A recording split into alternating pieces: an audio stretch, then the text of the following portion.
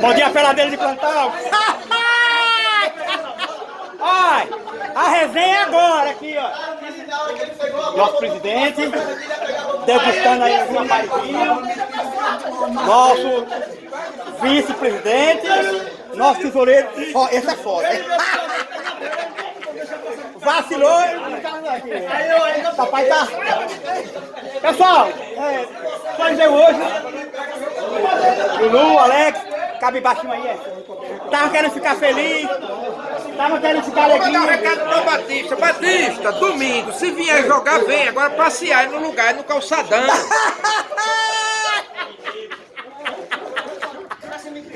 Ai, nós aí, viu? O bom agora é a resenha. Fez dois. TT, tá voltando devagarinho, jogou meu tempo aí. Pode ter um lado forte ali. Miro e Guinha Azul do Matou aí.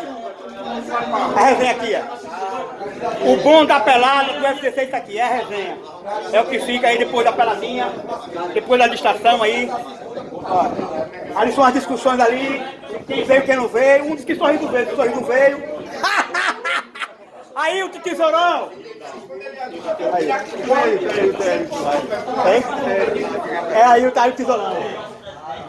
O xixinho ali. Não, pega o pão ali. Aí. O papai vai degustar aqui um carocinho aí. Ele já tinha me dado um aqui, eu não vou descolar. O papai vai degustar aqui. Dê licença aí, viu? O papai vai degustar aqui um campai.